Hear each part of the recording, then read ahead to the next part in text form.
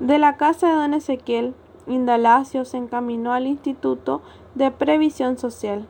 Ya allí lo primero que hizo fue ir a la tesorería para cobrar sus haberes, bien disminuido por los descuentos que le hacían para el pago de la cuota alimentaria a favor de Herminia. Entró luego en el consultorio de su amigo el doctor Anacleto Ibarra. Aunque éste era unos 10 años menor que Indalacio, se mostraba muy amigo y al servicio con él. Solía solucionarle y allanarle los pequeños trámites burocráticos que continuamente se le presentaban en el instituto. Anacleto solía repetir a menudo una gran frase que había oído decir por ahí: en el Paraguay la única forma de enriquecerse es dando un braguetazo o un cuartelazo. Él, como médico, se había inclinado por el braguetazo, casándose con una mujer rica. Después de haber estado con la política que dieron el golpe del año 36, cuando estos cayeron, se dio vuelta y se afilió al Partido Colorado, pues su axima era que en el Paraguay solo se progresa estando con el gobernador. A los opositores solo se les resta el exilio o la muerte por hambre. Y hoy, a los 41 años, el doctor Anacleto Ibarra era la excepción médica más alta en el país en otorrinología. Jugaba al golf 3 veces por semana. Poseía un auto de lujo y cada año asistía a 2 o 3 congresos mundiales de medicina.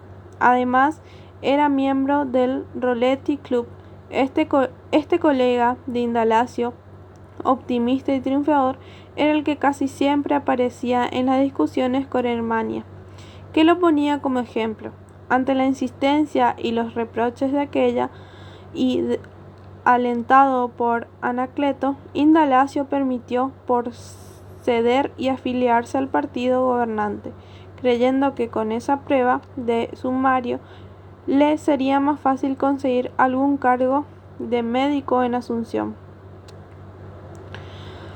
Al entrar Indalacio en el consultorio, Anacleto le recibió con un abrazo y efusivas muestras de entusiasmo, como si hiciese años que no lo viese. Pero ante la miserable interrogativa de Indalacio, cambió de golpe su semblante alegre por otro apesumbrado. Nada, nada hasta ahora. Me lo promete de un día para otro, y así me tiene. Hace poco estuve por conseguirte un traslado aquí en el instituto, cuando salió ese mestizo de Cipriano Rojas, diciéndome que su dictamen sería desfavorable porque por parte de tu madre estaba emparentado con el obispo Manuel Antonio Palacio, que lo traicionó al mariscal López. Hizo una pausa como dando a entender que prefería no seguir tocando ese asunto tan desagradable. Para Indalacio, con un gesto, lo animó a seguir. Yo te defendí, replicándole que a ese apellido vos no le dabas ninguna importancia, que lo usabas por costumbre. Y ¿sabés lo que me respondió? Que al contrario, lo usabas porque estabas orgulloso de él. Si le diera vergüenza, escondería ese apellido antilopista y anticolorado. Me dijo textualmente. Indalacio bajó la cabeza abrumado y murmuró: entonces, ¿para qué cometí la indignación de afiliarme al partido? ¿De qué me ha servido ensuciar mi nombre inútilmente? Anacleto trató de levantarle el ánimo. ¿Y vos crees que hubiese podido conservar tu cargo en Areguá si no te afiliaras? Esa afiliación es la que te ha sostenido hasta ahora. Y, vacilando, añadió: por defenderte llegué a decirle a tu padre también había sido colorado en esa época. Eso no es cierto, negó rotundamente ofendido Indalacio. Muy equivocado no habré estado, dijo Anacleto, porque el doctor Roja, que conoce bastante historia política, me respondió que tu padre no fue nunca un verdadero colorado, sino que un egusquicista, que era un colorado desteñido por su legionarismo. Según él, la última vez que tu padre actuó más o menos como colorado fue con tu tío abuelo, Liberato Rojas como ministro, pero que cada vez se fue distinguiendo más hasta llegar a ser ministro de José J. Monteno. ¿No es cierto esto? Entonces estoy perdido, no tengo dónde agarrarme, exclamó Indalacio, enrojeciendo de ira. Y ese hijo de puta de Cipriano no se acuerda que su tío abuelo huyó a Corrientes con los fondos del Estado, que luego se hicieron humo. Aquí lo que falta es que venga una revolución de verdad, que arrase con todos estos tránsfugos y ladrones. Anacleto corrió asustado a cerrar la puerta, que estaba entreabierta. Procuró tranquilizar y animarlo. Yo no me doy por vencido, voy a seguir ocupándome de tu traslado. Tocaré otros resortes, utilizaré otras palabras, disciplinaré de Rojas y de previsión social. Fuera del instituto, ya en la calle, Indalacio se decía, esto por creer que ese Anacleto sacó lo del coloradismo de mi padre intencionalmente para herirme. Era algo que no venía al caso. ¿Quién menos puede hablar de él con las vueltas y medias vueltas políticas que ha dado? La verdad es que es un genio del equilibrismo. Se necesita condiciones personales muy especiales y ser un cínico sin principios de ninguna clase para escalar posiciones en esta vorágine de motivos cuartenales y cambios políticos casi diarios. Yo nunca podría ser como él porque tengo el lastre de esos principios morales y de conductas que me inculcó mi padre desde niño. En esta época los tipos como Anacleto, que se pasan por los huevos todas esas reglas y coordenadas morales, son los que van adelante. Tomó un auto de alquiler, haciéndose conducir a una confitería de la calle Palma, donde compró una gran y costosa caja de bombones, y luego fue al colegio de María Auxiliadora. Algunos sábados Hermanio iba a Asunción y volvía con Helga a Aregua, donde ésta se quedaba con nosotros hasta el lunes por la mañana en que volvía al colegio. Desde que Hermania se dejó solo ha vuelto a ver a Helga 3 veces. Esta sería la cuarta. Ahora ya ha cumplido 17 años. Para mí es la hija que no he tenido. Recuerdo que cada llegada de ella a Areguá para mí era una fiesta. Me saltaba el corazón dentro del pecho al verla llegar con su corto vestido de colegio y su largo y planchado cabello rubio, planchada como los cabellos negros de Adelania anoche. Los de Helga son más finos y suaves. Es una chica llena de candor y belleza, que se perderá irremediablemente al lado de una madre desaprobada como Hermania. Tengo que hacer cualquier cosa para quitársela. Hace más de 6 meses que me la veo. Debe estar muy cambiada. A esta edad las muchachas cambian en meses, en semanas. En el colegio María Auxiliar lo recibió una hermana en el locutorio. Un salón largo muy grande, con pisos de mosaicos brillantes por el encerado, con láminas baratas de santos y santas colgadas de la pared y una fila de sillas con asientos de estirillas rodeaban el salón. Yo soy el doctor Indalacio Rolón, el marido de Hermenia Kessler, el padre de Helga, dijo aquel tratando de ubicar a la hermana en el panorama familiar. Pero Hermenia no vive con usted, le respondió la hermana. Sí, no vive, pero a Helga yo la quiero como una hija. Guardó silencio unos segundos y luego exclamó con una alegría exultante que se le traslucía en el rostro, sudoroso y alterado por el calor. Hace unos días, hermana, me ronda una idea extraordinaria. Adoptarla a Helga y darle mi apellido. Esta pobre chica no conoció a su padre. Quiero darle una educación completa y esmerada. Aquí ya se le ha educado, respondió la hermana, un tono picado. Helga habla el alemán por la madre y aquí sigue cursos de inglés. Está bien, repitió Indalacio, distraído, como si otra idea se hubiese apoderado de su mente. Si para la educación no es solo conocer idiomas, yo conozco personas que hablan 6 lenguas correctamente y sin embargo comen haciendo ruido con la boca o no saben llevar una conversación en sociedad. ¿Ese paquete es para Helga?, preguntó la hermana, señalando la caja que Indalacio tenía en la mano. Este explicó que eran bombones. La hermana le contestó que cualquier obsequio o envío para la interna debía pasar previamente por la dirección. Indalacio hizo un gesto de contrariedad. El control es muy estricto, dijo la hermana. Y añadió, yo no sé por qué le trae bombones que son tan indigestos. Tienen que traerle frutas frescas, naranjas o manzanas, que las chicas le hace bien. Indalacio insistió que por lo menos le permitiese entregar la caja a Helga personalmente para darle algún sentido al valor al obsequio. La hermana aceptó el pedido e hizo ademán de salir. Indalacio le detuvo alzando la mano. Un momento, hermana. ¿Quieres saber cómo anda Helga en sus estudios? La hermana le contestó que Helga era una chica muy inteligente y despierta, y que el próximo año terminaría sus estudios de secretariado. Esto es lo que a mí me preocupa, respondió Indalacio, con rostro grave. ¿Qué hará al salir del colegio esa chica? ¿Dónde irá? Usted sabe que la madre no es un buen ejemplo para ella. La hermana alzó la cabeza y lo miró fijamente a la cara. Era una mirada extraña e indefinible, entre interrogadora, sospechosa y acusadora a la vez. Indalacio quedó confuso y bajó los ojos involuntariamente.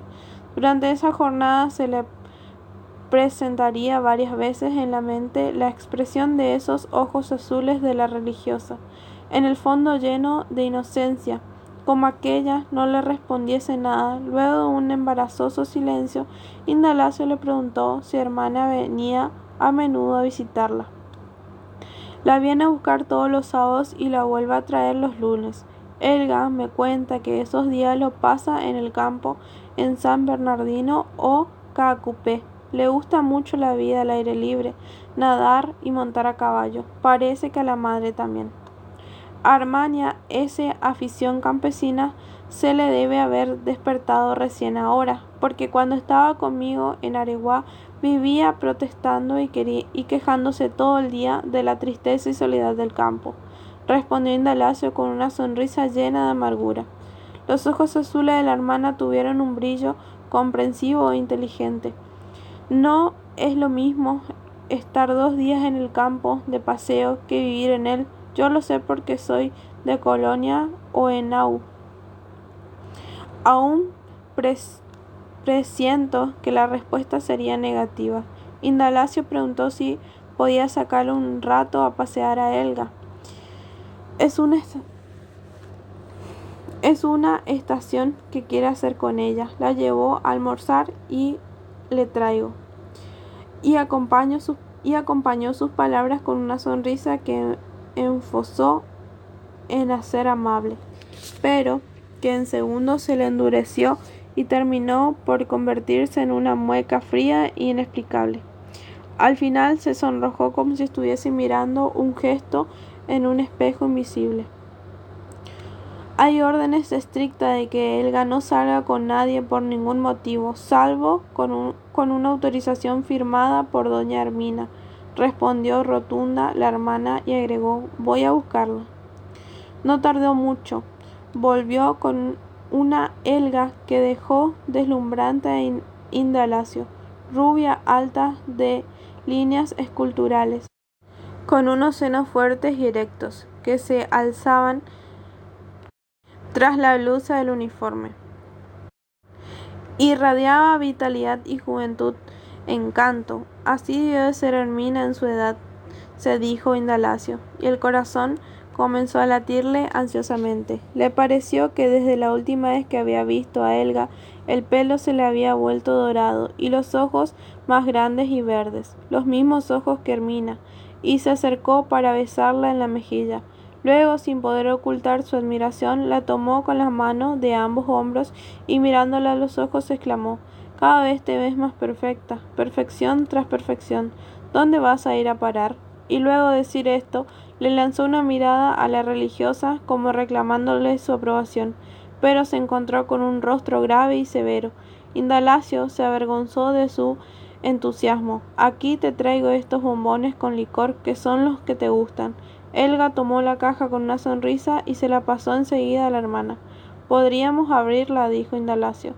Pero ambas mujeres no respondieron, como si Indalacio no hubiese hablado o se hubiese vuelto sordo. La hermana invitó a Indalacio a sentarse en una de las muchas sillas vacías que había allí.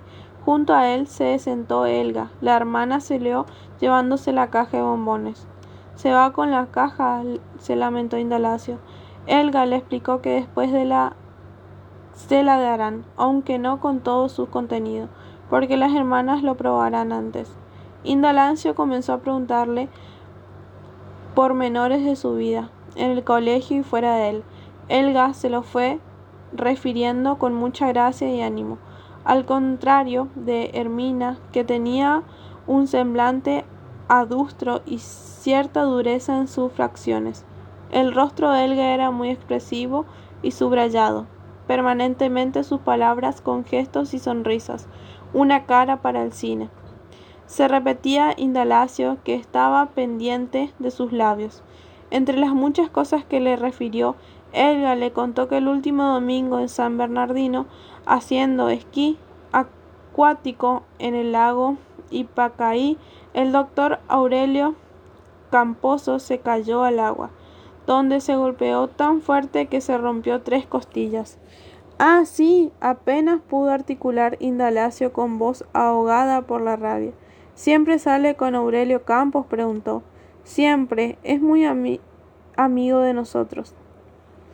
A Indalacio se le ocurrió preguntarle a cuál de los dos le quería más, si a él o a Campos, y se quedó mirándola ansioso con una sonrisa tanto tonta en los labios. Helga le respondió que los dos los quería, pero de distancia menores. Indalacio salió del colegio resuelto a la búsqueda la manera de que los nombrara tutores o algo por el estilo de Helga. Ascendió al automóvil que lo había estado aguardando todo este tiempo y se hizo conducir a casa de Albino Fuentes. Esto de tomar un automóvil de alquiler y no lograrlo más era normal de Indalacio. En cuanto cobraba sus haberes ya no daba un paso por propios medios. Durante el trayecto se apoderó de Indalacio una idea que lo sobresaltó y llenó de ansiedad. Pensó que los amoríos de Aurelio Campos con Hermania era un plan urdido por aquel para conquistarla a Helga. Pero, ¿cómo no se le había ocurrido antes? Aurelio Campos, con 26 años, ¿cómo iba a entenderse con Herminia, que tenía 33? En cualquier momento la abandonaba y se escapaba con Helga. Descendió del automóvil frente a la casa de Albino. Le pagó al chofer diciéndole el mismo tiempo que viniste a buscar a las 5 de la tarde. Le abrió la puerta de entrada al propio Albino en persona, con el cabello enmarcado y descalzo. Lo llevó a una pieza en la que había grandes y antiguos escritos americanos con tapa corrediza, que permanecía en Don Mateo, y varios sillones de cuero gastado por el uso.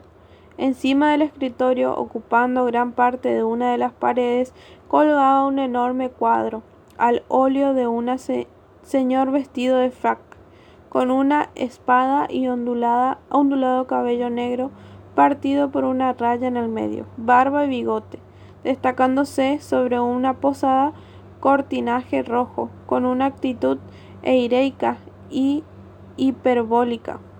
Más adelante, Indalacio se enteró de que ese retrato era de Don Mateo y que había sido pintado por el pintor italiano Alfredo de Pozzi, al que Indalacio llegó a conocer, pues fue su profesor de dibujo en el Colegio Nacional. Las obras parecían estar prácticamente cubiertas de fotografías de la época del coronel Albino Jara, una verdadera iconografía de este coronel y las figuras políticas de ese entonces. Aquellos fueron los años de oro en la vida de Mateo Fuentes. Albino le señaló una fotografía que su padre apreciaba muchísimo y a la que le daba trascendencia histórica. Aparecía en ella el coronel Albino Jara sentado con altas botas y el espadón sobre las rodillas con otra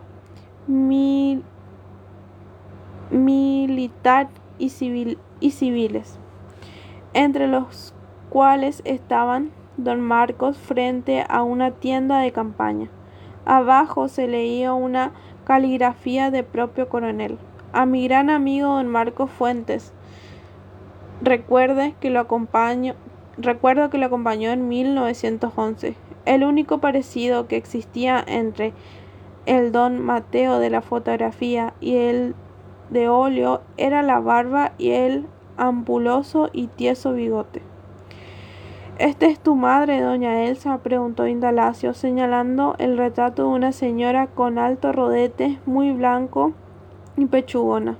Albino hizo un signo afirmativo con la cabeza.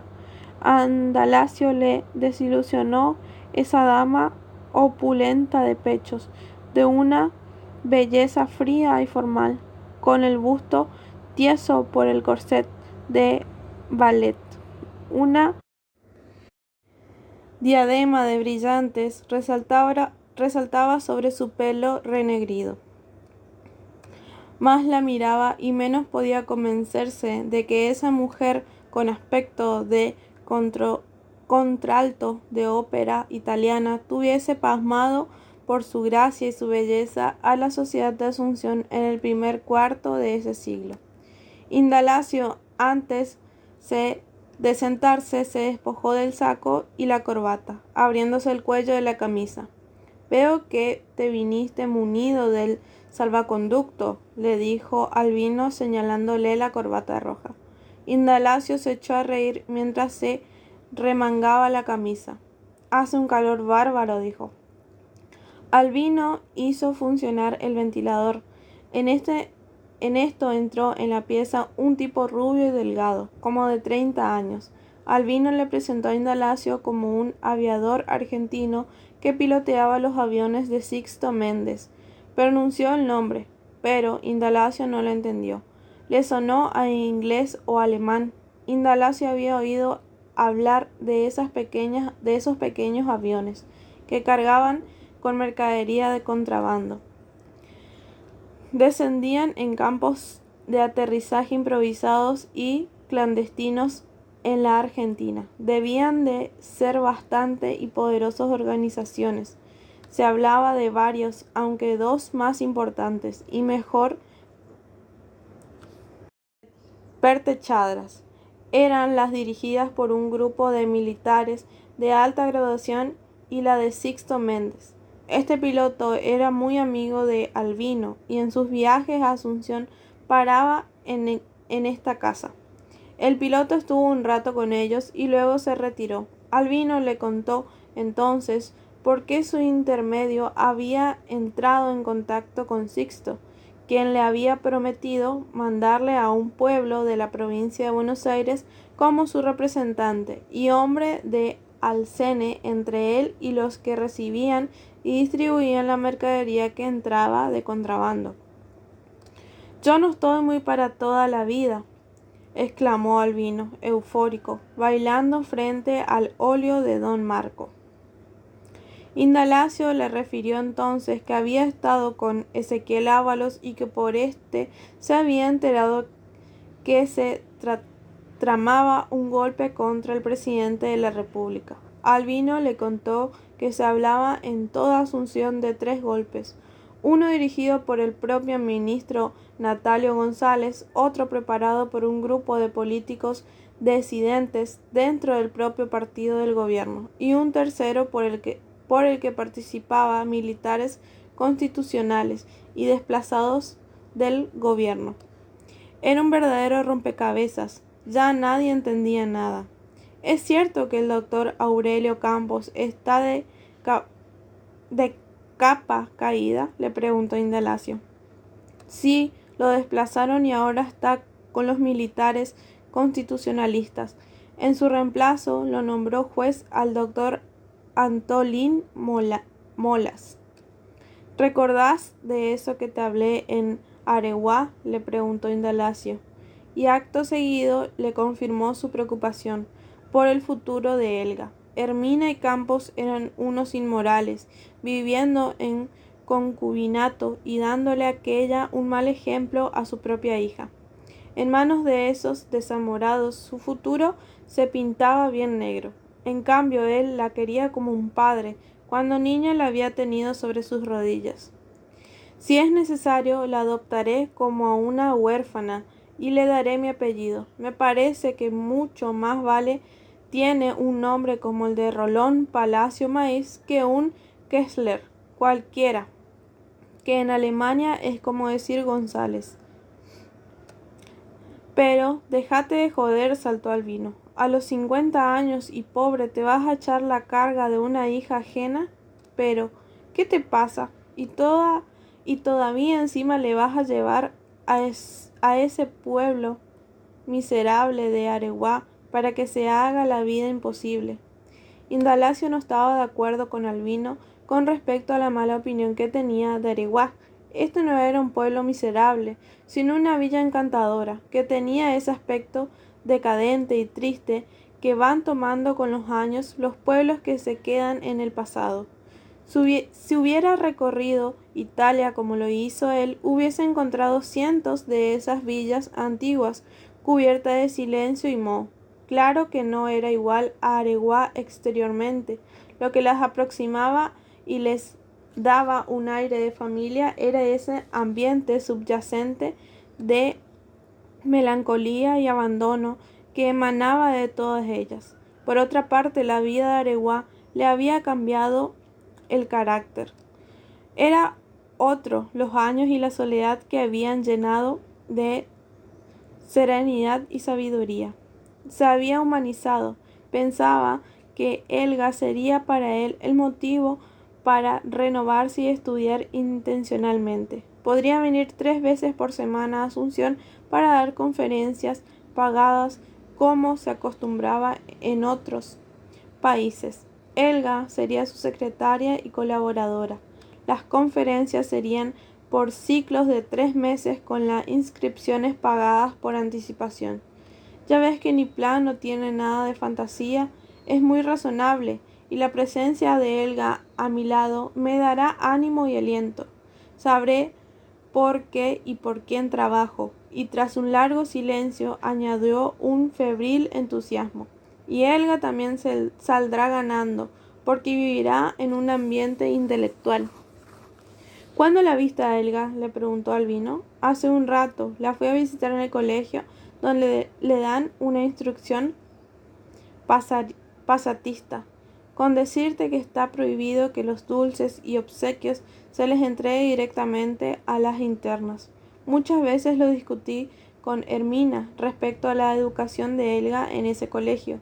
Hubiese preferido un colegio americano o inglés. Hermina se oponía porque ese colegio era muy liberales. Era partidaria de una educación a la antigua, severa y rígida. Se quedó un rato callado en actitud pensativa. Yo lo que quiero es sacarla a Helga de manos de Hermina, hallar una forma para convertirme en su padre legal. Albino opinó que lo más práctico era consultar a un abogado. Él conocía a uno muy hábil. Se llamaba Benicio Ayala. Estaba afiliado al partido y él lo conocía bien, porque le atendía el pleito contra su hermanos naturales en la sucesión de su padre. Yo lo conozco mucho, el abogado Florentín Sosa. Es amigo mío, dijo Indalacio. Yo le consulté una vez sobre este asunto. Según Albino, era perder el tiempo confiarle cualquier asunto jurisdiccional al doctor Florentín Sosa. No estaba afiliado al partido y encima se le consideraba como opositor. Y esas condiciones no había juez que le diese la razón ni causa que pudiese ganar. Vos no sabés lo que es Benicio, dijo Albino. Una lumbrera. Apenas tiene 26 años y ya es abogado de un banco y de 2 empresas norteamericanas. Y al tiempo que hablaba, fue hasta el escritorio, levantó la tapa y sacó un voluminoso expediente que se le mostró a Indalacio.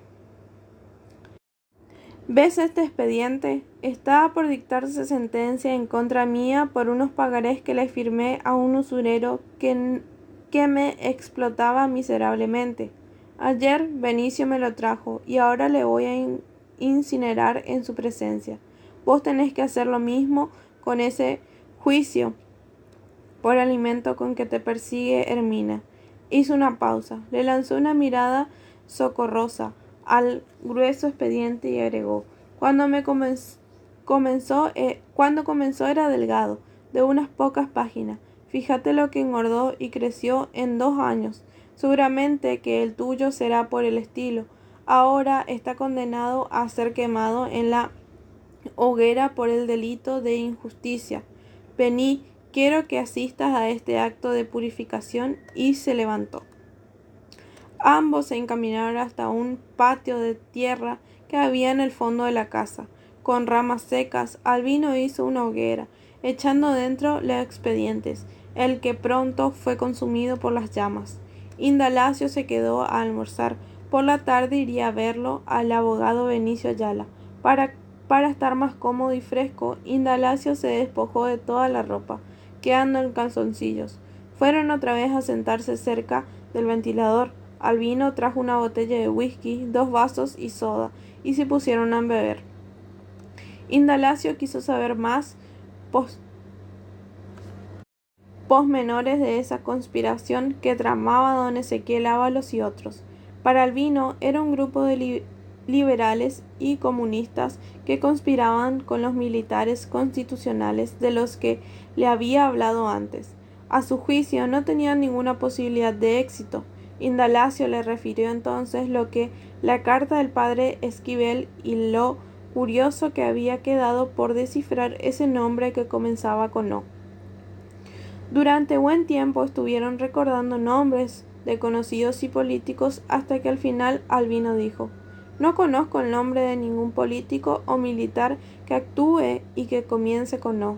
Después de almorzar se echaron a dormir la siesta y hacia las 5 de la tarde se levantaron, agobiados por el intenso calor y transpirando. Ambos se dieron una ducha y fueron a sentarse a los sillones del escritorio con una jarra de agua fría y un vaso grande de yerba, mientras sorbían de la bombilla su tereré. Indalacio se quedó mirando con mucha atención un retrato de la madre de Albino, vestida con una blusa de encaje y un ancho y acampado vestido a la moda del 900. Un poco detrás de ella se veía a don Mateo Fuentes, con el pelo y los bigotes untados de brillantina, que hacía el ademán de abanicarse con una pantalla japonesa.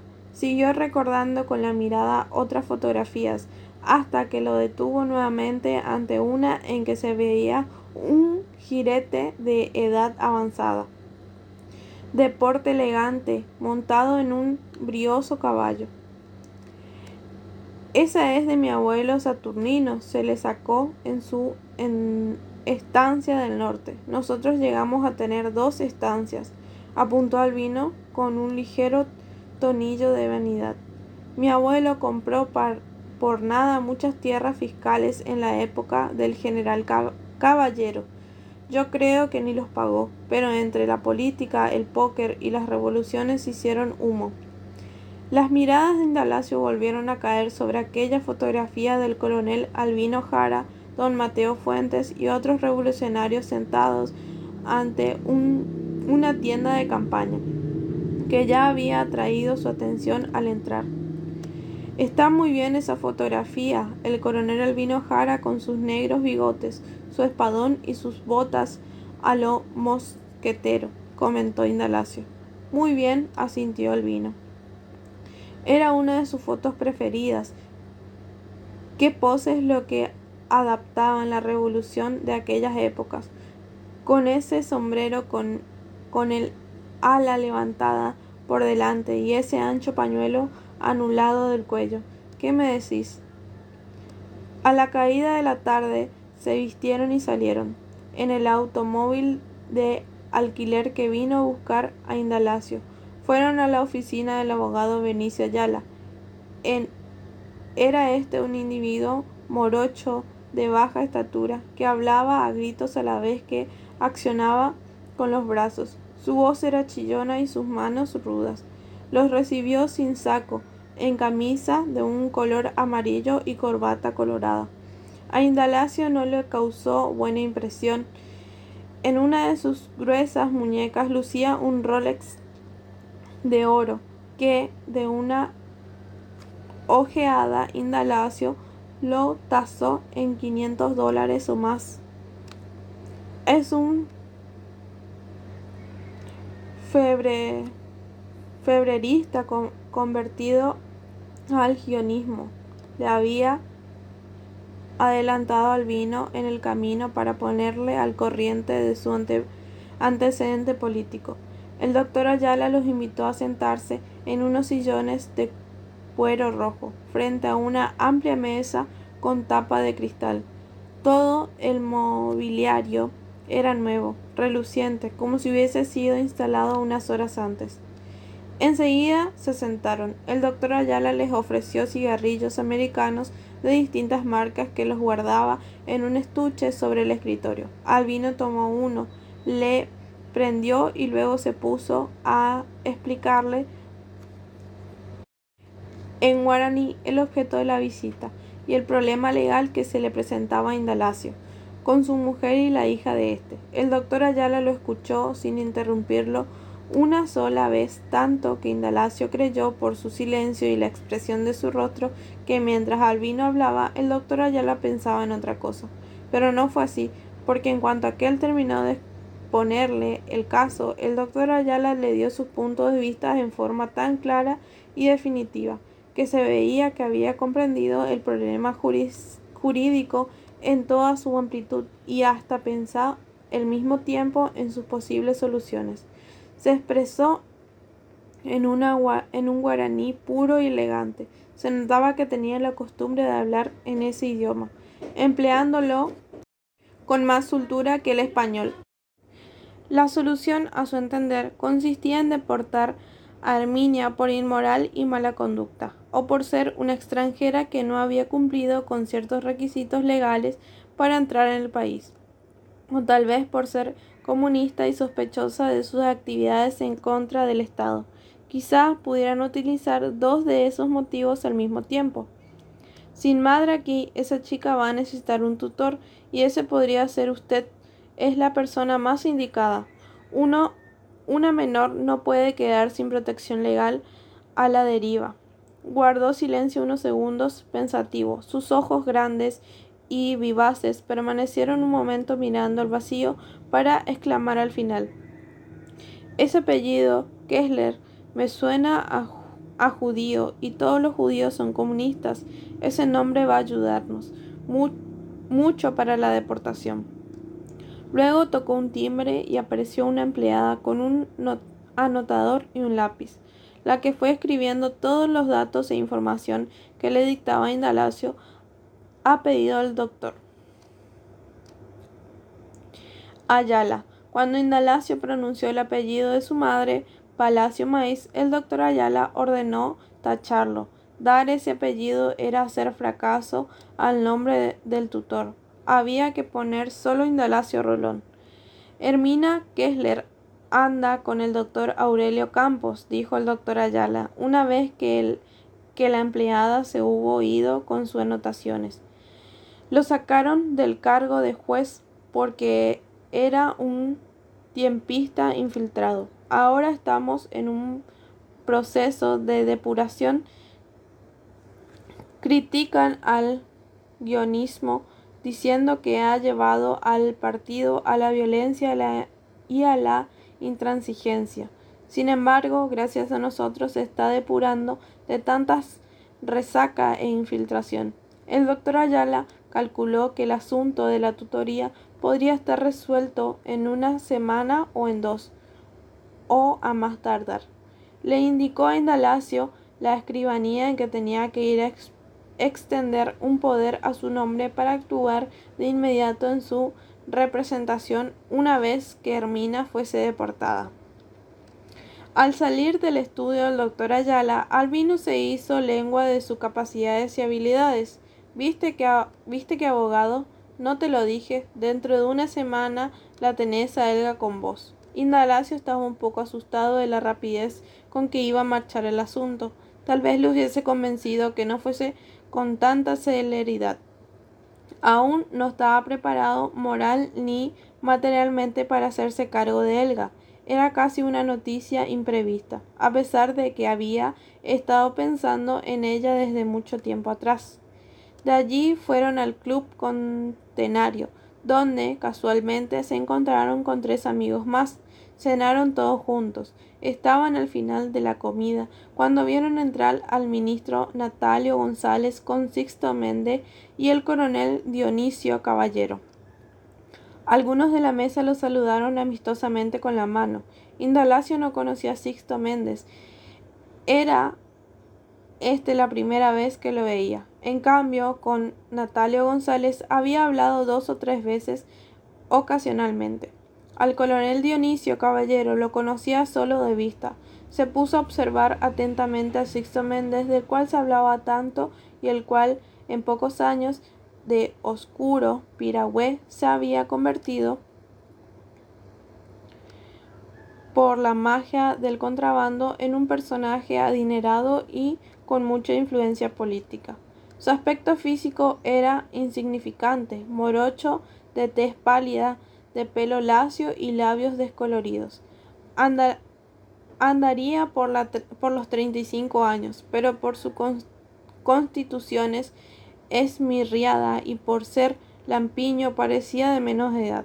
Los 3 personajes estaban vestidos con trajes de hilo blanco y usaban sombreros de Panamá. En esa vestimenta uniforme los diferenciaba solo el color de los zapatos y de las corbatas. Albino y otro de sus amigos de la mesa se levantaron y fueron a saludarlos. Estuvieron hablando un rato y festejando algunos chistes con carcajadas que llegaban hasta la mesa de Indalacio y de los que habían quedado con él. Albino volvió con la noticia de que en un momento a otro sería designado jefe de la división de Campo Grande el coronel Dionisio Caballero, leal a Natalio González, con la cual la fuerza de éste en el ejército aumentaba y se afianzaba, dándole la oportunidad de presionar sobre el presidente de la República para que renunciase. Si la maniobra política tenía éxito, Sixto Méndez podría ser nombrado cónsul en Buenos Aires, o alguno de sus compinches, ya que aquella ciudad constituía con Asunción un centro clave para la dirección y manejo de contrabando. Después de cenar, Albino, Indalacio y sus amigos se encerraron en uno de los salones reservados para jugar a las cartas. Jugaron hasta las 4 de la mañana. Indalacio perdió los 4 meses de haberes atrasados que había cobrado esa mañana en el Instituto de Previsión Social, y aún quedó adeudando 30.000 guaraníes a Nemesio Garay, uno de los participantes de la partida. A las 5, Nemesio Garay le llevó a su automóvil a Indalacio y Albino hasta la estación de ómnibus. Allí los dejó a la espera de uno que saliera para Areguá. Como aún faltaba más de 1 hora para la partida, Indalacio y Albino entraron a tomar café con leche y a hacer tiempo en un bar. Indalacio insistía con Albino que le dejase y se fuese a dormir. No me cuesta nada acompañarte. Después tengo toda la mañana y la tarde para dormir, dijo Albino. Se pusieron a comentar la mala suerte que tuvieron ambos y lo afortunado que había estado Nemesio Garay. La conclusión que sacó Indalacio fue que él no tenía suerte en el juego, siempre perdía. Yo creo que si fuese bien en mi profesión, no tocaría una baraja. confesó con un sentimiento de humillación, y recordando que todo el tiempo que estuvo en Europa jugué una sola vez, y fue después del fracaso en un examen de la Universidad de Zúrich. Decime, Albino, si fuera profesor en la Facultad de Medicina, estuviese ocupado con mi consultorio y preparando trabajos de mi especialidad para presentarlo en los congresos internacionales, ¿para qué me pondría a jugar? Desde luego que no tendría tiempo. Cesó de repente de hablar y miró fijamente al vino como si un pensamiento se le hubiese presentado de golpe. Prosiguió: algo que nunca puede explicarme es por qué mi padre, cirujano famoso que ganaba el dinero que se le daba la gana, terminó fundiéndose en las mesas de juego, algo sin sentido, tal vez para escapar de alguna congoja íntima. Levantó la cabeza con gesto violento. Pero todo esto va a terminar con Helga a mi lado. Yo lo que necesito es algo que me impulse hacia adelante, un ideal. Y dirigiéndose al vino directamente, con además de apremio, de apuro, no lo dejes descansar al doctor Ayala, perseguilo. Vos sabés cómo son los abogados de dormidos. En vos confío. Desde ese momento por esta cruz, y besó los dedos índices cruzados, que no descansaré hasta vender esa casa de Encarnación. Yo te dije que con lo que sacaba de su venta te compraría la casa de Areguá. He cambiado de plan. Todo lo que saque lo emplearé para pagar los honorarios del doctor Ayala, y si me sobra algo, lo gastaré en Helga. En cuanto hable con el doctor Ayala, dale seguridad sobre el pago de sus honorarios. Eso le dará bríos e impulso. Todos los abogados son iguales, angurrientos e interesados, y se mueven solo cuando ven dinero. Interesalo, contale lo que es la próxima venta de la casa que fue de mi abuela. Ya a punto de subir al ómnibus con el pie en el estribo, Indalacio volvió a hacerle la misma recomendación a Albino, como si temiese que lo olvidara.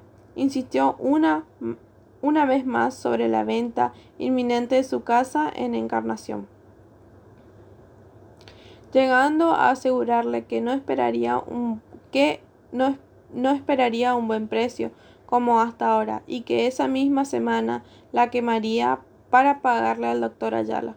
Indalacio llegó a Areguá cansado, agotado, sudoroso, con el traje de hilo blanco arrugado y sucio. Un sol ardiente calcinaba las calles desiertas del pueblo.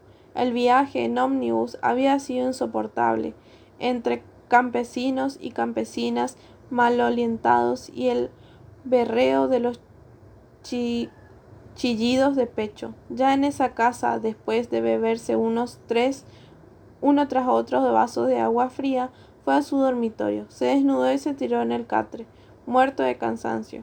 Habría dormido 3 horas cuando despertó de golpe y jadeante. De inmediato, dominado por una sensación de angustia, púsose a reconstruir mentalmente el sueño que acababa de despertarlo. Helga y él estaban sentados juntos en el locutorio del colegio. La hermana los había dejado solos. Él sostenía una enorme caja de bombones sobre las rodillas, y tan grande y pesada era que le hacía doler las piernas. Sacó uno por uno los bombones de la caja y se los ponía en la boca a Helga, cuyos labios se habían vuelto gordos, muy rojos y húmedos por el licor de los bombones. En un momento dado, como el espeso y azucarado licor comenzó a correrle por la barbilla, y Helga no tenía con qué limpiarse. Él comenzó a lamerle el licor de la barbilla y los labios. ¿Ves cómo te los limpio? ¿Ves que eso es mejor que un pañuelo? Pero el licor poco a poco había perdido su dulzor, adquiriendo un gusto agrio a sudor y sexo. En esto entró la religiosa vistiendo, en lugar de los hábitos, un largo camisón de seda transparente. Explicó su presencia diciendo que se encontraba en la pieza de al lado, haciendo la siesta y que se había acordado que le estaba prohibido a las internas comer bombones en el locutorio delante de la vista. Este es un pecado gravísimo, que puede ser castigado con las penas de infierno, repetía la monja mientras corría alrededor del locutorio en una suerte de danza. A medida que sus vueltas eran más rápidas, se le iba ensanchando el ruedo del camisón, hasta que éste se convirtió en una falda almidonada y redonda, que giraba y crecía al compás de la carrera de su dueña. Tan grande se hizo que ocupaba todo el locutorio, obligándolo a él y a Helga a refugiarse muy juntos en un rincón para evitar ser alcanzados por el inmenso ruedo. Aquí el sueño se había interrumpido. Indalacio, con los ojos muy abiertos, fijo en las vigas del techo, se decía: yo, como médico psicólogo, sé que todo sueño tiene un sentido oculto, encierra un simbolismo. No se sueña por soñar. Eso de lamer el licor en la boca de Helga está claro, su gusto agrio también, pero lo de la danza de la monja y esa pollera que crece y crece, ¿qué puede significar? Y largo tiempo se la pasó meditando en sus sueños hasta que volvió a dormir.